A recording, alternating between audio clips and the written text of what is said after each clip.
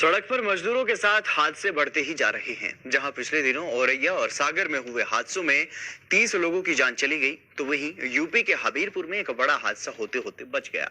हालांकि बस पलटने से उसमें सवार 6 से ज्यादा मजदूर गंभीर रूप से घायल हो गए हैं, जबकि अन्य मजदूरों को दूसरी बस से महोबा भेजा गया है। इस रिपोर्ट में आप देखिए।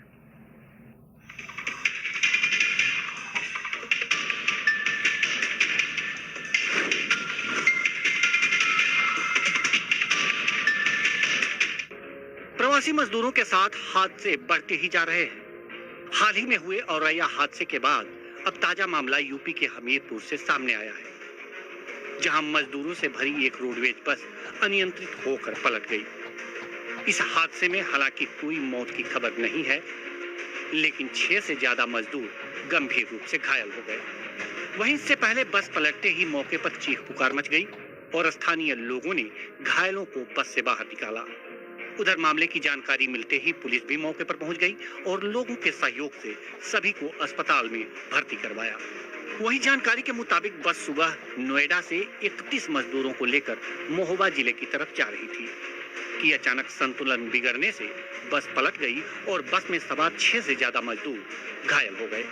उधर मौके पर पहुंची पुलिस ने जहां घायलों को इलाज के लिए अस्पताल भेजा, तो वहीं अन्य मजदूरों को दूसरी बस से महोबा के लिए रवाना कर दिया। बताया जा रहा है कि यह हादसा उस समय हुआ जब रोडवेज बस के ड्राइवर को झपकी आ गई और बस अनियंत्रित होकर डिवाइडर से जा टकराई। हालांकि गनीमत ये रही कि इस हादसे में किसी के जान माल के नुकसान की खबर नहीं है। आज सुबह 5:30 बजे के करीब एक बस जो कि महोबा जा रही थी, ये दुर्घटनाग्रस्त हो गई थी थाना कोतवाली क्षेत्र में। इसमें कुल 31 लोग थे, जिसमें से 20 पूरी तरीके से सुरक्षित हैं। 11 लोगों को माइनर इंजरी आई थी। इन सभी का प्राथमिक उपचार कराते हुए, इनके खाने पीने की व्यवस्था करवाते हुए इनको अपने गंतव्य महोबा तक भिजवा दिया गया। गौरतलब है कि अभी हाल ही में यूपी के औरैया में ही एक दर्दनाक हादसे में 24 मजदूर काल के गाल में समा गए थे। ये मजदूर ट्रक में सवार होकर अपने घर जा रहे थे, लेकिन रास्ते में एक दूसरे ट्रक ने ट्रक को टक्कर मार दी।